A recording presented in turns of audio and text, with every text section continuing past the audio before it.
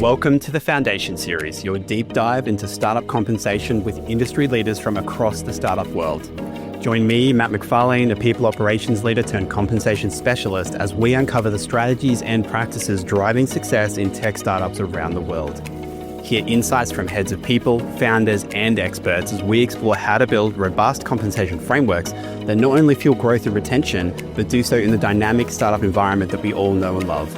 Let's get into it.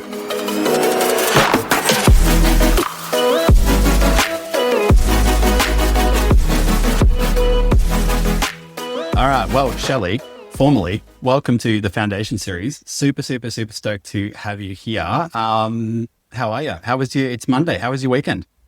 You know what? It's so funny. Anytime someone asks me how my weekend was, I'm like, what did I do?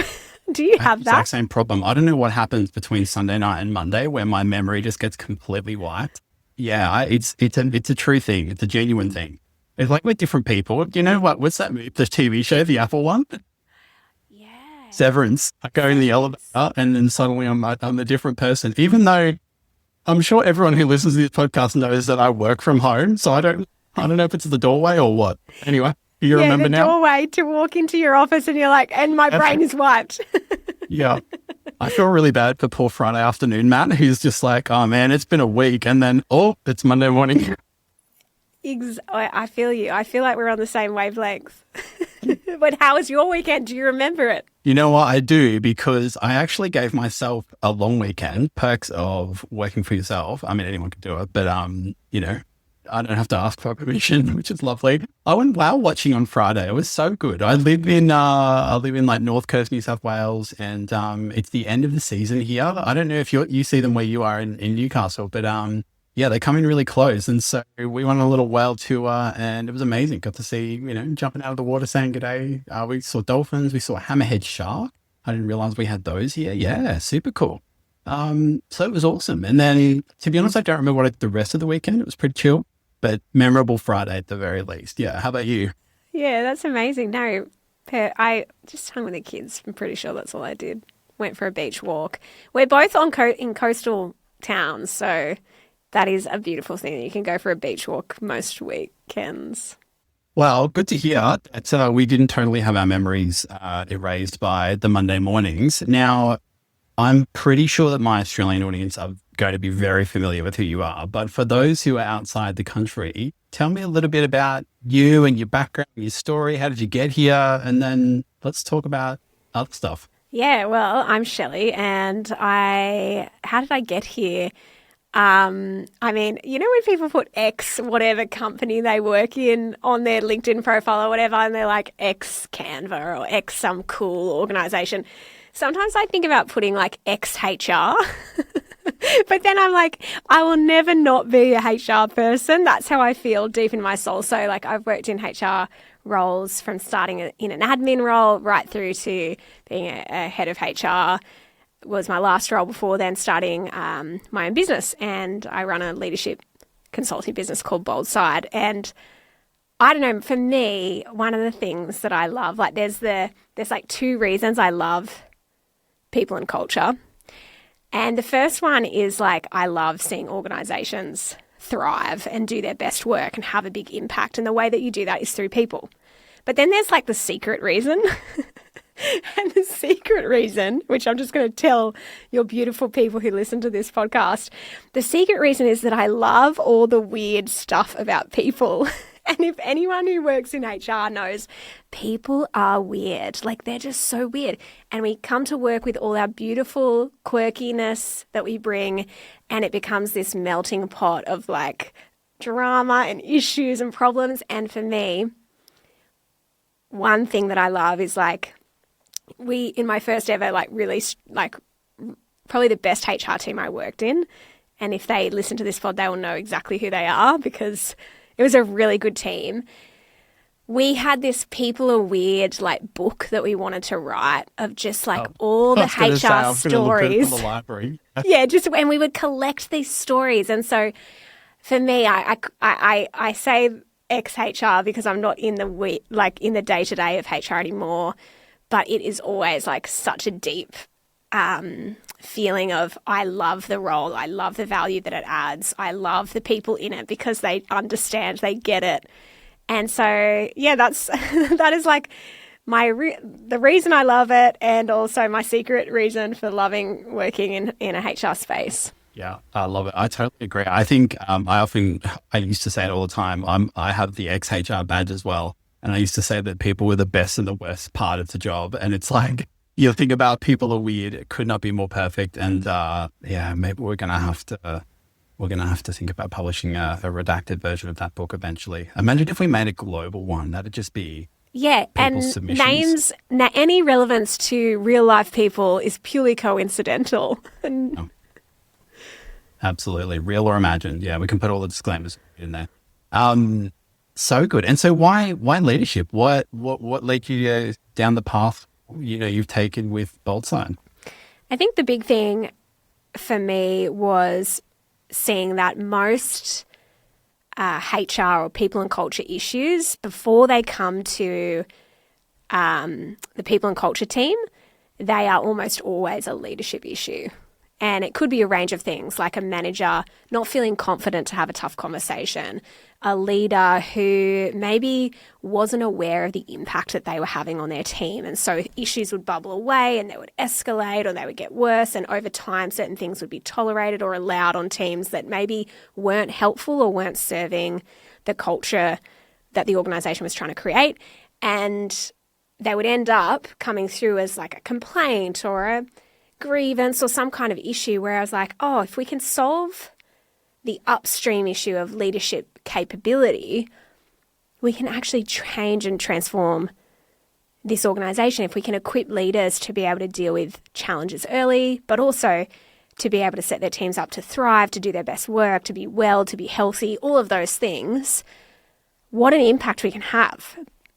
But I guess for me, the challenge I'd seen having worked in people and culture was there's never enough hours in the day to do that because you're stuck in all the reactive day-to-day work, and it can feel really emotionally taxing, the role. It can feel really draining. You're in back-to-back meetings non-stop. Like I was talking with a head of people this morning before coming to this pod, and she's like, I woke up this morning, I only had 2 meetings in my calendar, and I was like, yes, I'm going to get to the strategy stuff today that has been on my list for ages.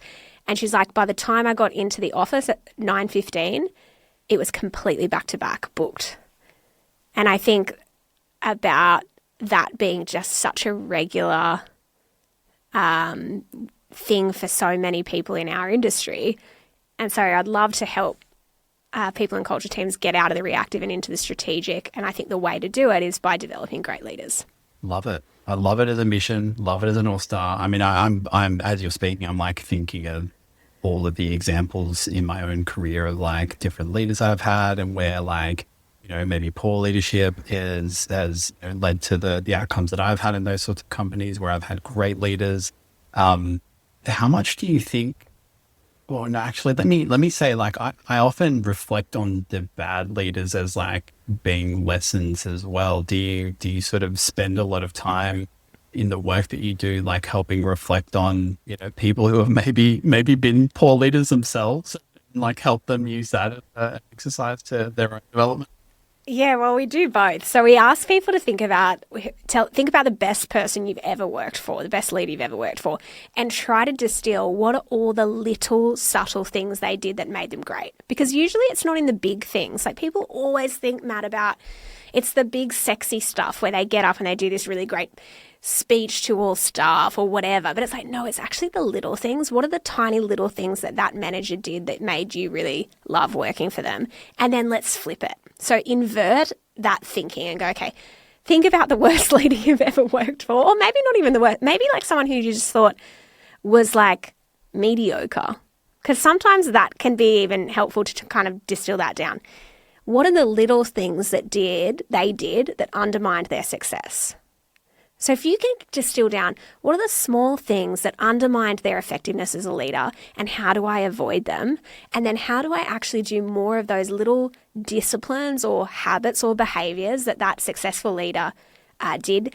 I think we can chunk down this huge thing of leadership. And when we think about leadership, we're like, it's so like big. The whole concept is so big, it's so broad, but let's like think about the littlest, smallest steps and then putting some things into action based on that. Yeah, it can be really intimidating, can't it? Like you said, you sort of think of leadership as this huge thing where it's like, yeah, you have to, I mean, I often think of like the charismatic leader. So like you said, sort of being up in front and like, leading the charge, those sorts of things. What are some approaches that you can take to try and help people see it as being more approachable and then like start to just take some formative steps? Yeah, there's a few things. I mean, I think the key things people need to begin with is like, how do you become more consistent? And so if we think about what consistency looks like for a leader, it's prioritizing one-on-one check-ins. And that might be 15-minute. It doesn't have to be this formal thing all the time, especially if you're in a startup. Like I am in a startup myself, having come from corporate where everything was super structured to the chaos of startup. And if you were to say to all of your managers in a business that's scaling up really quick, you now need to have a weekly 30-minute check-in with every single direct report, they'd probably have a complete meltdown because they're like, when am I going to find time for that? What we tend to say is, you just need to find intentional one-on-one time based on what that person needs. So if it's me and you're reporting to me, Matt, I know you're pretty autonomous. You you work in a way you've got a lot of freedom. So it might be a 15-minute phone call when you're out for a walk on the beach and I'm out for my walk and we just check in, how's things going? Whereas if you've got a new team member who actually doesn't know the industry, who doesn't know the role, who's not very autonomous, you may need a 30-minute weekly check-in. But you do that based on the person, what they need. The key thing is, I know my people, I intentionally have one-on-one connection with those people, and I make it work based on them, the role, and what the organization needs. It doesn't have to be fixed or rigid, but certainly like consistency in making that a priority to me is really important. And just one other thing, I mean, there's heaps under consistency we could talk about, but just this one other thing that I reckon is massive is building your self-awareness. And the only way you build your self-awareness is you have to create margin to self-reflect. And how do we build that in as a practice or a habit? And I think to me, it's less about building the skill and it's more about I have a habit of self-reflecting. Every week I kind of think about, okay, where did I do my best work? Where did I find my energy was low?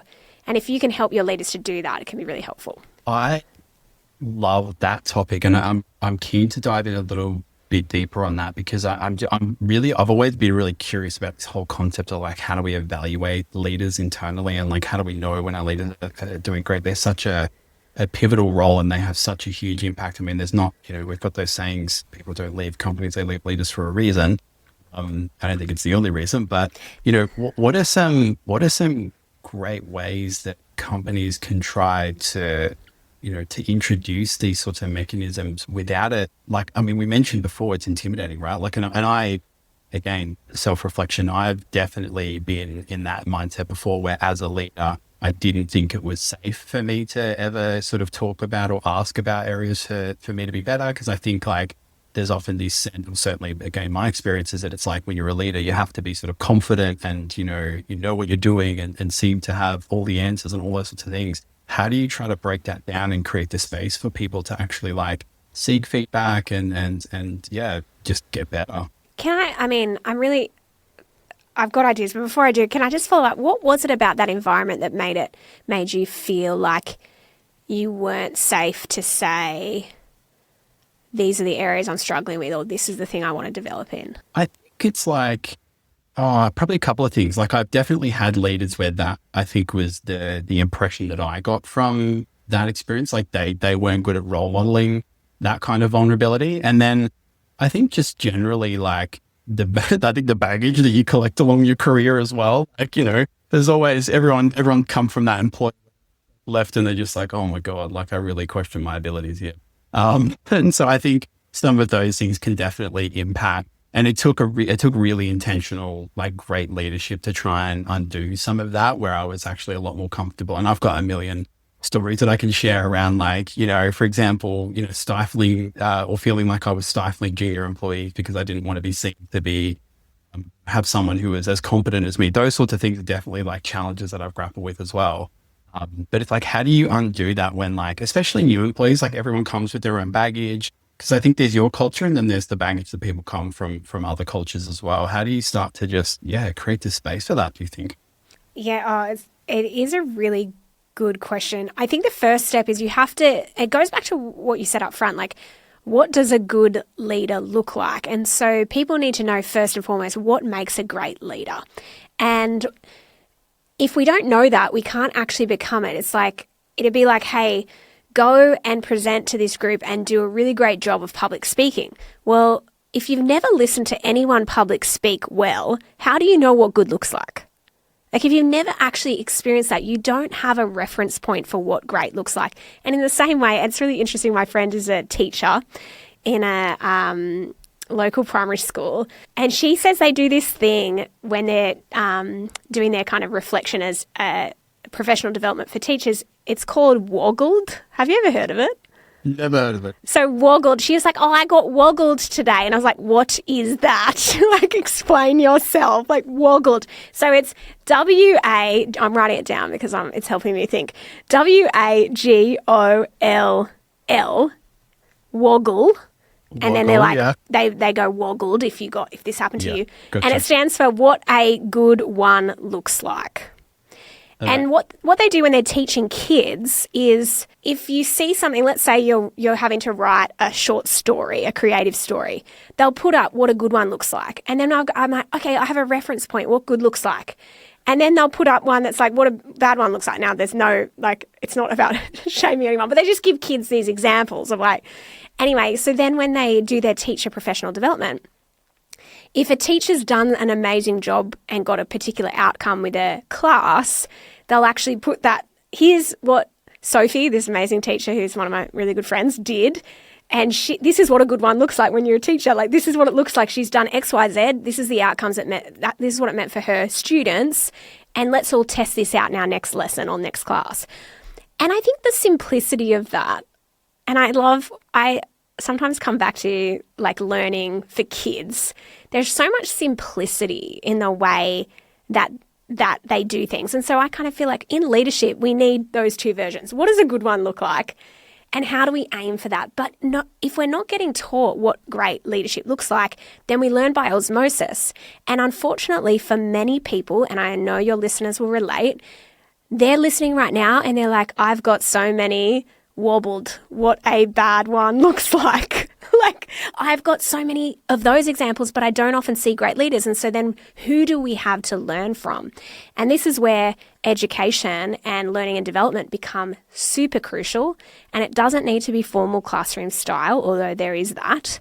It could be on-the-job learning. You get people together and you define, okay, what are the must-have behaviours for great leaders at this organisation? And you might come up with 3.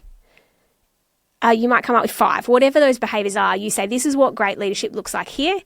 And then, going back to your original question, how do we all self-reflect on which of those qualities am I doing well? Which do I struggle with? So for us at Boldside, we would say courage is an essential leadership trait.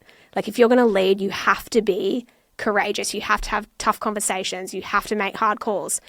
So if I was looking at that and I'm like, well, how do I show up in that way? Am I willing to hold people accountable? Am I going to give feedback when feedback's needed? And I would self-assess and go, okay, cool, that might be the area for me that I have to upskill in. We need to do that within our organisations, and you don't need a formal massive learning program. You just need to define what good looks like for you and then give them a process to self-reflect on it. Love it. I was going to go down this path of like, what does a lightweight approach look like? I think you've done an amazing job kicking us off.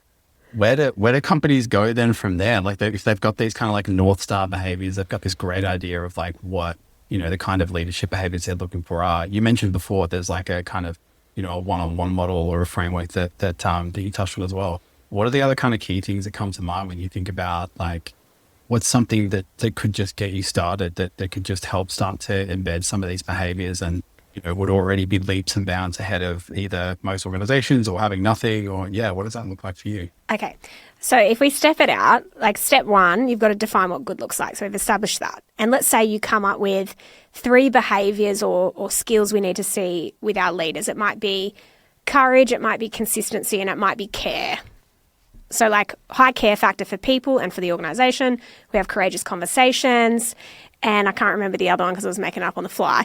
But consistency. Consistency. So let's say there are 3. We've defined them. Then everyone's self-assessed. So they're like, okay, I'm really good at having the tough conversations and I care a lot about people, but my moods and behaviour is pretty inconsistent. Okay, cool. Well, now we need to know that you've got to work on that. But that might be different to the manager sitting across from you. They might need to work on their courageous conversation skill set. So we tailor it to the people we have. And then we say, okay, cool. Instead of like, if budgets are tight and you're resource constrained, one thing that heads of people and HR team members can do, they can curate content. So podcasts like this, there's a whole stack of things out there like short form, bite-sized content and say, okay, we're all going to read this particular book. We're all going to listen to this particular podcast this month or this week. And then we're going to get together as a bunch of managers and we're going to unpack what do we learn and what action are we taking? And it's just like create a community, like a small coaching community, and just start the conversation, because really what we're trying to get people to do is to firstly get an insight. So what is their aha moment? And then secondly, take action. So insight and aha moment, and then that translates into, okay, well, what action are you taking? If you just did that, you spent, an hour once a month with those group of managers, you are in the business of leadership development. Doesn't have to be a full day off-site. Doesn't have to be a retreat somewhere. It could just be as simple as a monthly 1 hour conversation where we get practical about whatever our insights and what are our actions. Love it. Simple. Like you said, it's so easy to like overcomplicate what we think leadership should be when actually to get started, it can really just be these simple steps, can't it? Oh, and especially if you've come from big corporate. Like I was in a session the other day and I just had this sense it was a really large corporate, and they were talking about all these models and frameworks and like distilling down this really, really complicated capability framework. And I was like, holy moly, like, can we just simplify this right down? Because if we put ourselves in the position of a people manager, they are usually pretty stressed. They feel constantly overworked. They have a whole stack of really complex people issues they don't know how to manage. And we throw this really overbaked, complicated capability framework on top of them to be like, now you've got to do this. And it's like, tiered into 5 different like levels and all these proficiencies. And we throw all these words out. And I'm like, just make it make sense. Like, what are 3 things I need to focus on? And what's one action? It's like they're getting it from both ends. And then, top down, bottoms up, and then to have these like crazy complicated frameworks that presumably may impact things like how they're paid or whatever, but it just all starts to become a little bit too much, doesn't it? Yeah, and especially when it does link back to your space of like remuneration, it increases the stakes for a lot of people. And it's like, if we keep things as simple as we can, now not like we recognize workplaces are complex beings or entities. They're not really they're not sentient beings. Sentient. Do you know that word? I've heard of it. Anyway, it doesn't matter. I'm rambling on about something that really adds no value. But all that to say, I don't think we need to overbake it. Yeah, I hear you. And I think it's also, it touches on something else that I've been thinking a lot about recently, which is like, how do we make leadership roles appealing to people as well? Like, I think I'm seeing a lot lately about the real lack of interest from, up and coming generations in taking on that responsibility, because it is. I think when you see things like these huge capability frameworks, or you see, in the tech space, in my space, where I'm seeing a lot of, the middle level layers of leaders be evaporated from even big tech companies. I think some people will either think there's no future in it, or they think there's, that it's overly complicated and maybe it doesn't pay as well as it could be for the level of responsibility you can take on. How do you think about that for companies, and how can they kind of really boil down the benefit of it for people and make it appealing again? It's so interesting, isn't it? Because it's really swung. Whereas like when, I'm not going to assume what your demographic is age-wise, but for me, when I was like in the early part of my career, so like 15 years ago, the goal was to get into management. Climb the career ladder, become a manager, then pathway to exec. That was the goal for most people, or certainly the rhetoric that was encouraged within organisations. Whereas you're absolutely right, now we're seeing a lot of that stuff around Gen Z not wanting to progress into leadership roles. And I think there's a few reasons for it. And I mean, I'll just hypothesize on it because I'm not like a researcher or any of that. But I think one reason people don't want to get into leadership roles is because leaders are often the first one to be blamed when things go wrong. So, and sometimes there's a reason for that, right? Like if a team does, so let's take a sporting team. If a sporting team doesn't go well, people don't necessarily look to the players, they look to the coach. And the coach is the first person on the chopping block. And in the same way, like if you lead a team and your team's not succeeding, well, people are going to look to you. And that makes sense in like a range of ways. The way that it doesn't make sense is that we just plonk people into leadership and we say, you did the job, now you can lead the team. And it's the only strategy, not the only strategy, but one very prevailing strategy for leadership development that I've seen over my career is sink or swim. You're an engineer? Great. Now you will be the manager of the engineers.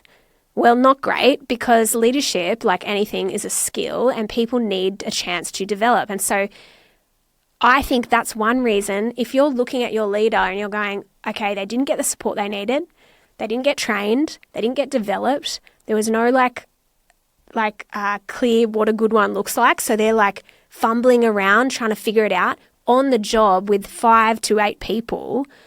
Of course they're going to be struggling, and people are like, I don't want to do that. Like if I'm going to be blamed for this team not performing well, but I'm not equipped to actually do the job well, why would I sign up to that? And so therein lies like for us, like the big thing is, well, how do we stop the sink or swim strategy and we actually onboard leaders properly so that they're developed, they're set up for success and they can thrive in the role?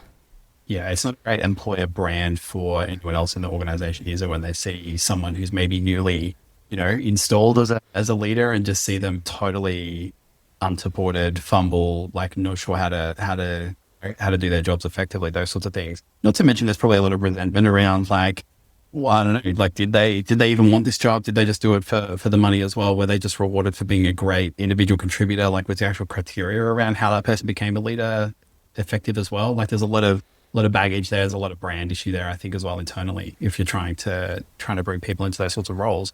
So, like, I guess flipping the script a little bit then, how do we start to create the criteria around supporting these sorts of people? Either, I don't know, do you think like it's one of those things where it's like before they're ready to step into a role? Is it a thing of just like being super supportive when they step into a role? What does that kind of pathway into leadership for a first timer look like? Yeah, I think it's a bit of both. So I think if someone identifies, there's obligations on both parties here, right? There's the organizational imperative that organizations should have a process for developing leaders. It doesn't have to be super formal, but it should be, this is our process for developing leaders here. And in the same way, employees who want to get into leadership roles should have like their own mechanisms for, well, if the organization isn't prioritizing this for whatever reason, I am going to do my own learning. I'm going to listen to the pods we mentioned. I'm going to read a stack of books. I'm going to actually take some action here. So I do think the imperative is on both parties to take the right steps. The big thing, though, I think when it comes to how we actually shift this like sink or swim strategy, and we've probably talked about this before offline. I don't know, but I always rant on about this. So it's just people probably roll their eyes if they've heard me say this. In the same way that we have an onboarding process for new starters, we 1000% need an onboarding process for leaders. So you imagine the amount of effort that goes into our new starter onboarding. Like the first 6 months, this is what it looks like as a new starter. And we've worked really hard on that. And I think people and culture teams have driven that from the front, saying we need to do this. This is how we set our team members up for success. We also need a leadership onboarding process. And I would say the first 6 months, this is what it looks like for you as a new leader here, whether you've led people or not, because leadership at a mining company will look very different to leadership at an e-commerce startup. So what does it look like here? And then over the first 6 months, these are going to be the touch points. We're going to talk about how you have one-on-one conversations. We're going to talk about how you evaluate performance, how you have conversations about pay and benefits, all the things. And it's staged out in bite-sized pieces that make sense. And if we could do that for our managers, oh my gosh, we could set them up for so much success. And not just them, it's the team impact. That is where it's felt so heavily. So that would be my biggest recommendation to anyone, is come up with a leadership onboarding process. And is it a case of like similar to these kind of leadership behaviors, you think, where it's like, let's sit down and think of like, what are the skills, or what, what's the criteria for success for us as a company? Like, how do you think this metaphorical team could best assemble this new onboarding process? Yeah, so I think there'll be a few things. It'll be, here are the key behaviors for leaders. Let's go back to what we said. So it's care, courage, and consistency. These are the behaviors we want you to live out. Now, under each one, here are the expectations. When it comes to consistency, here in this business, we meet at least monthly one-on-one, but we recommend fortnightly. In this business, we review pay every 6 months, and that means that you need to be evaluating their performance and having conversations regularly, because in 6 months' time, when you have a discussion about their remuneration and benefits, you need to say, hey, these things were hit and you achieved it and well done, and this is what that means, or no, you haven't delivered, and so there's no surprises. So you would have like your behaviors or skills that people need to build, but then it's like, what are the actions or habits that the leader at that particular organization will represent or uphold? Yeah, I love that. It made me reflect. I think it was the most recent company I worked at where we actually went to the extent of kind of really quantify what these things actually look like in reality. And the basis for that, and I'm curious for your take on this, is like so many companies that I've worked in, leadership or management can often just become this bolt-on to just being a worker and to doing the work. Yes. And so one of the things we really wanted to try and avoid was going, well, you're a leader now, congratulations. You're doing everything you were doing before, plus all of this, like the leadership, threshold and the responsibility that comes with that, which we knew was going to be a recipe for disaster, but and all sorts of things, not to mention leadership just being done poorly. But I guess what are your tips? What are your thoughts around like preventing management just becoming this kind of layer on top of you as an individual contributor, and actually intentionally creating the space for it to be done well, and not just being this kind of dual wielding issue? Well, I reckon this is I think you've picked up on such a massive challenge, because people then start quantifying, I'm 60% I'm 60% on the tools, 40% management. But what happens when you have a major people problem and all of a sudden 100% of your focus is dealing with performance management or dealing with like a really challenging dynamic? Maybe one of your team members has had something really terrible happen and all of your attention and energy goes into that thing. It's not, to me, a hard and fast, like, this is the percentage on people, this is the percentage on process and performance outputs and all that. I think that there's a couple of things. One thing is about how we message it to people as well. Like, and I know this sounds trivial, but we often at Boldside talk about how people management is not an add-on. It's not an add-on to your role. It is the role. If you're in a leadership position, you are there to help lead, manage, guide that team. That is the role. Now, where it gets tricky is, and I think this is partly what we're seeing in tech, large tech companies who are eliminating managers that have one direct report. Where it gets tricky is if I am an individual contributor and I'm killing it, I'm doing really well. And they're like, oh, we need to get let's say I'm a graphic designer. We need to get a new graphic designer in. You're great. We're just going to add a direct report to you. And so then you really are like, well, it's just one person. What am I? So the identity is not clear. And so that's where I feel like organizations are now looking at it going, what is the right ratio of manager to direct reports? Mm-hmm. Because if you're if you've got a whole stack of managers who only have one team member, well, of course they're going to be on the tools. And that ambiguity in their role means like they're often going to prioritize getting the work done themselves naturally because that's what's got Well, it's a comfort thing, right, as well. Yes. That's what they're familiar with. Yes. So I don't know. I guess I recognize the grey in this. Like my general sense is management's not an add-on to your role. It's core to your role.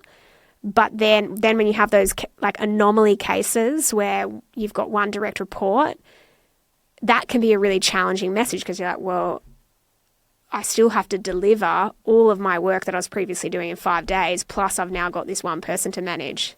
Yeah, this is the grey I really live in with startups because I think so often, like, especially trying to introduce something like a job level framework where it's like, you know, manager 1, manager 2, manager 3, where a manager 1 might be more of a kind of lead where it's like, you know, I'm there to help sort of be of support to, you know, to my direct reports on the quality of their work and things like that. But maybe I'm not necessarily making hiring and performance types of decisions, but it can be really challenging.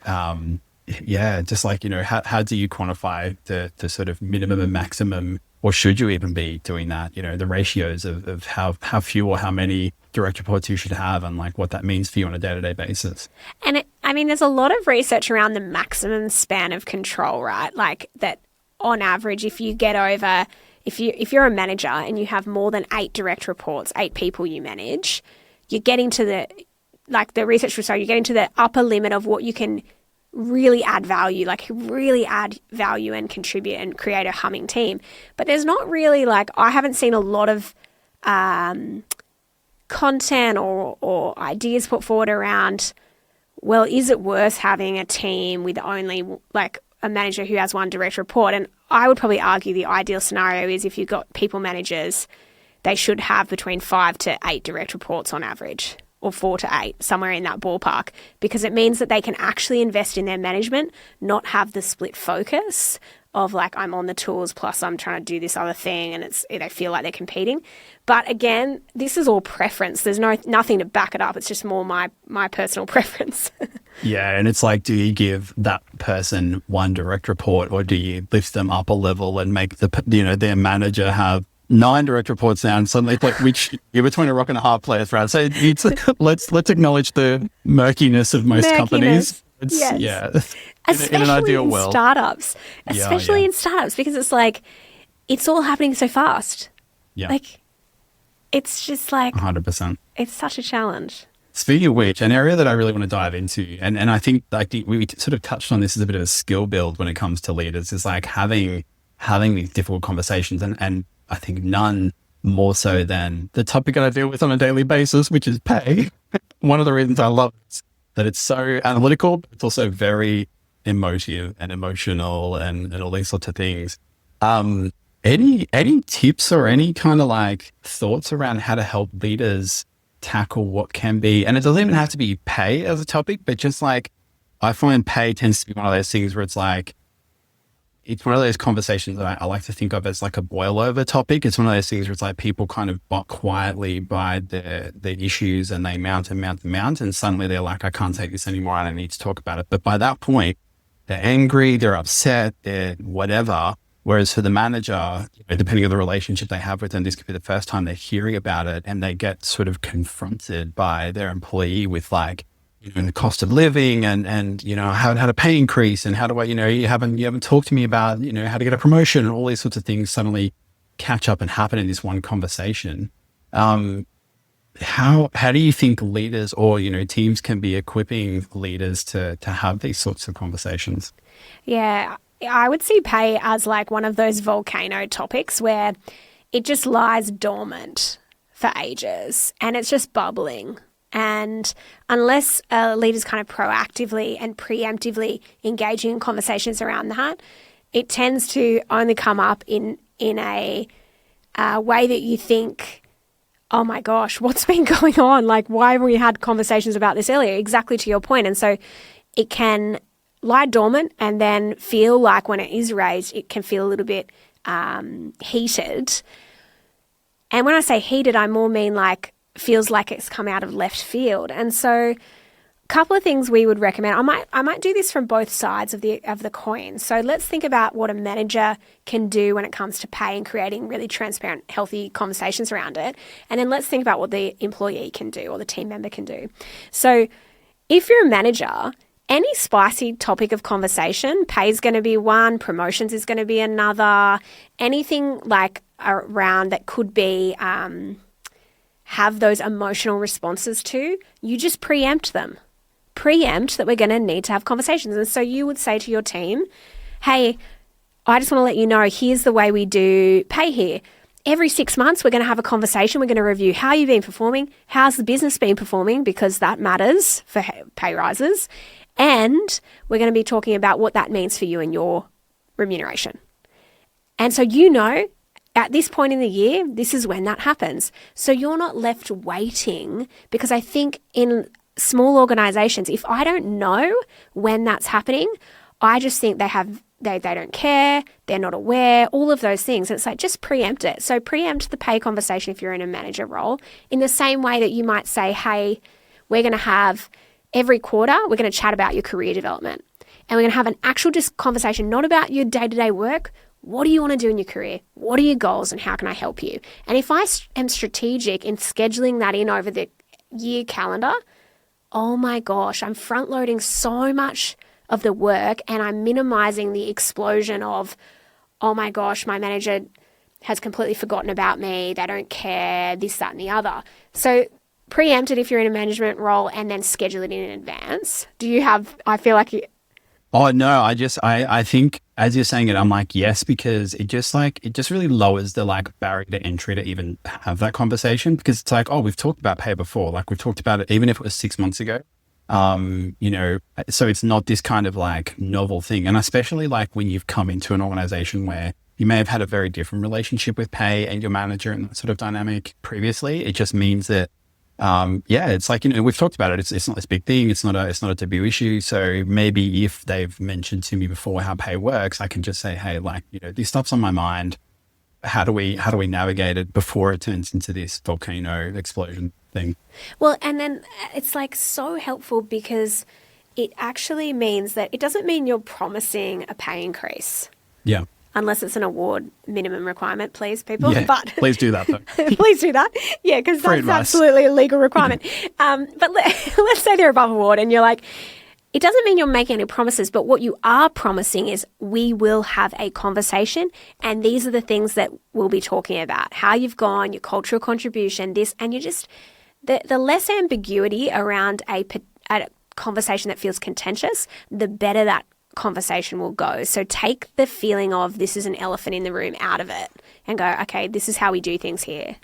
Yeah. One thing that made me reflect on in my own career is and I only did this toward the end of it, is that it's as a HR person, we deal with so much, you see everything, right? And so, I've been that HR person. I'm sure many people listening to this, I'm sure you, Shelley, have been this HR person where you're going through the pay review cycle and you have to obviously extricate yourself from it, but you're still someone who gets paid and likes money and needs money and, wants to know what the impact of these sorts of things is on yourself as well. And I remember last couple of companies I worked for my team, I was just hey, I just want to set the tone from the beginning, is that we're going into compensation review time. Obviously, this is going to affect your pay as well. You're going to see stuff that happens that, may be very different to, and I can't remember specifically what I said, but it was you may see stuff that pops up that you're oh, I don't know if I agree with that or something like that, or I have an opinion or whatever.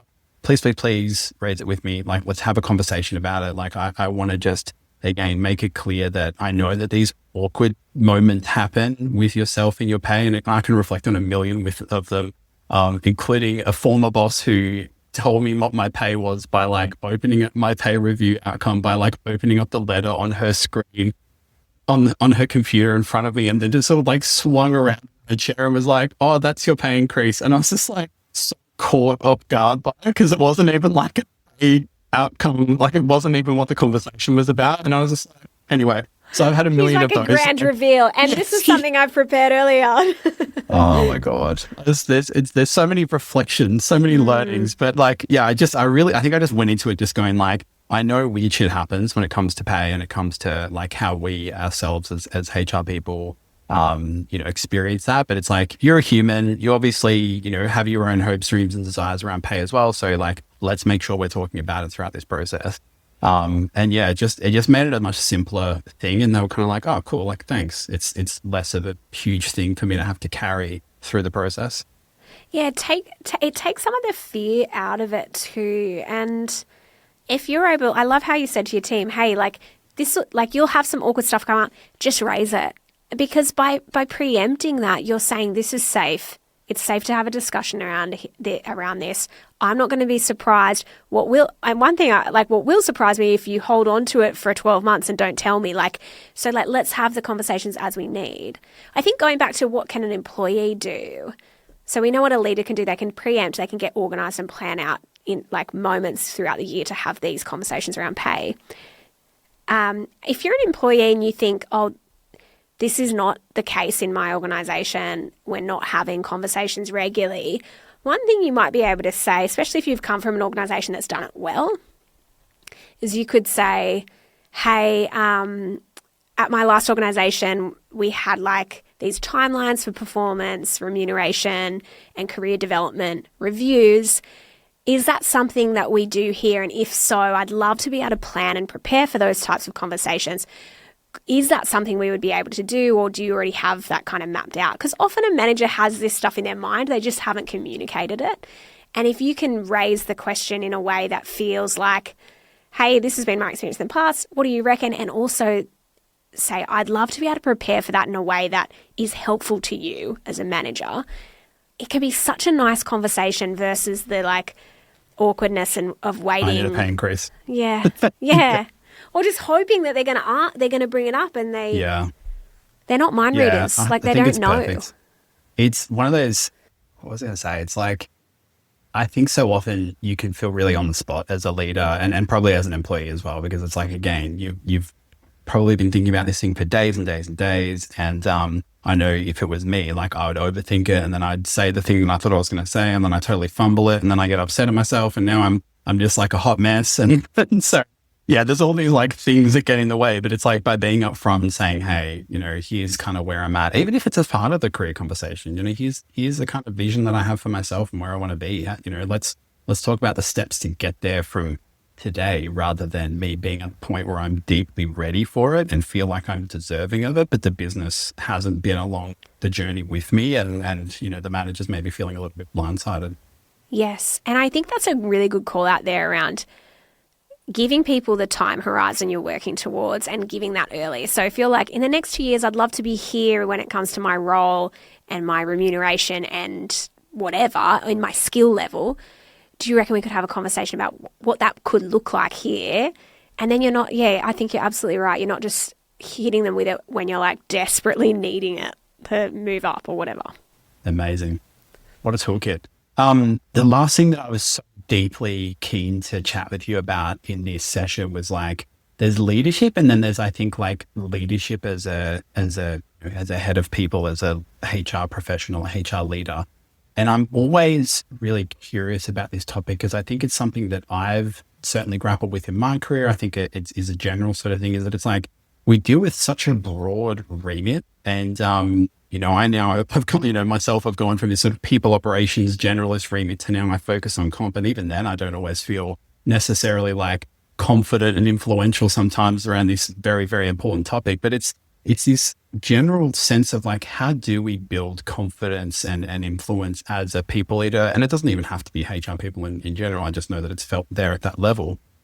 But where do you think, we should start as leaders ourselves when it comes to building our own confidence and influence as a skill, for us as professionals? Oh my goodness, this is like, we could do a whole Shouldn't have left it till the end. we could do a whole part 2 on this, Matt, and maybe we should when you're in person. All You're right. going to come up to the studio and we're going to do one in person. So this could be 100%. good. Okay, a couple of things. What I know about people and culture, HR people. I meet so many highly credible HR experts, super credible. I often feel like their credibility level doesn't match their confidence. And that gap, we need to close that, because I know the people listening to this podcast, take their career really seriously. They're very deeply invested. They care. They show up. They do so much in the interest of the organization.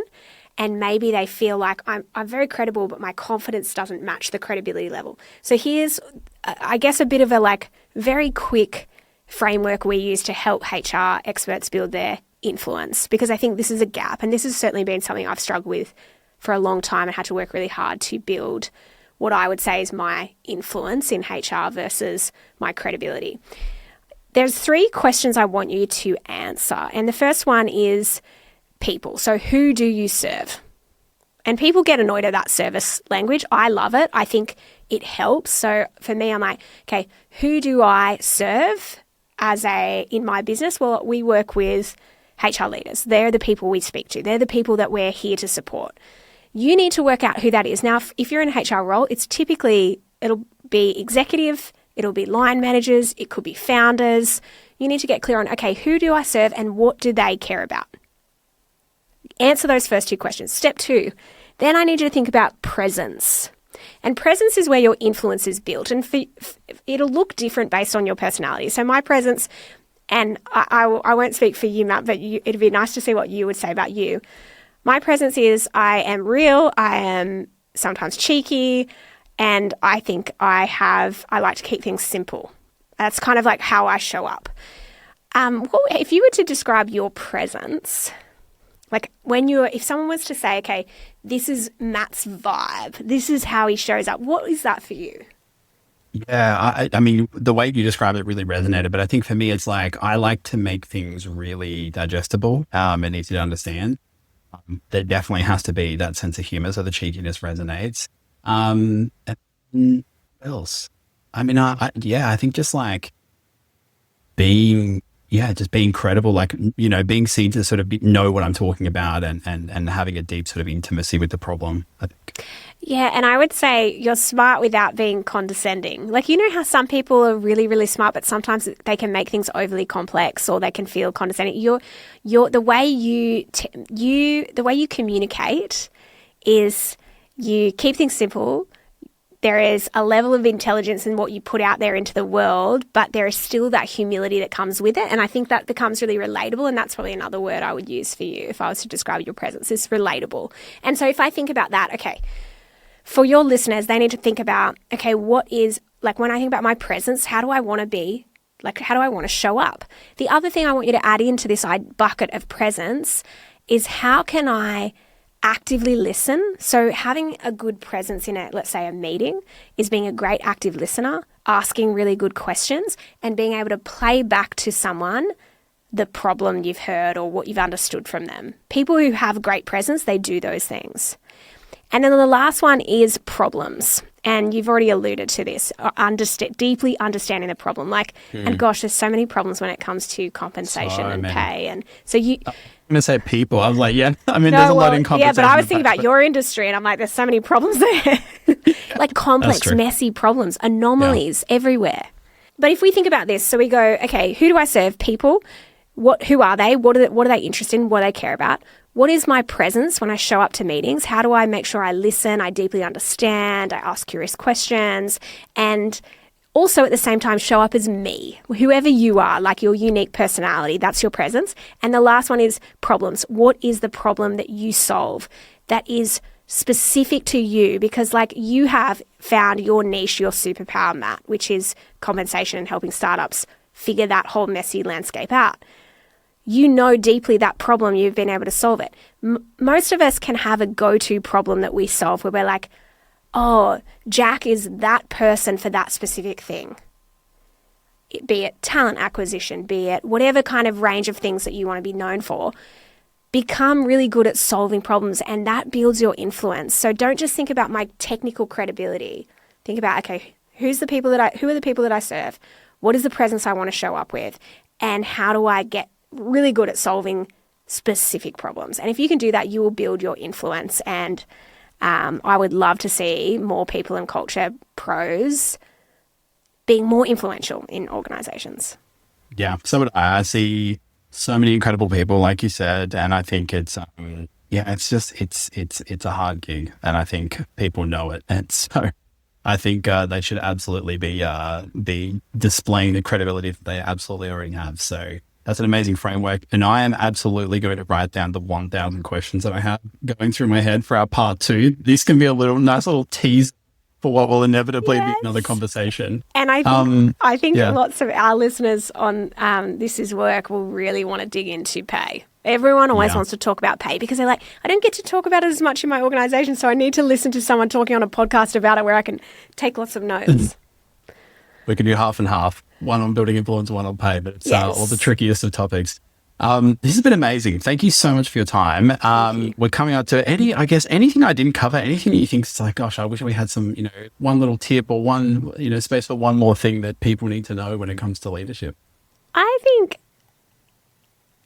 at the end of the day, for me, the biggest thing is that whether or not your organization is investing in leadership, you don't need to overbake it. So find little things like listening to this and going, okay, what actions can we take as a group? How do we get people together and just get conversations going about the challenges for leaders and then actions people can take? To me, that's one of the best and most practical ways to develop people's leadership skills. So I would just start there.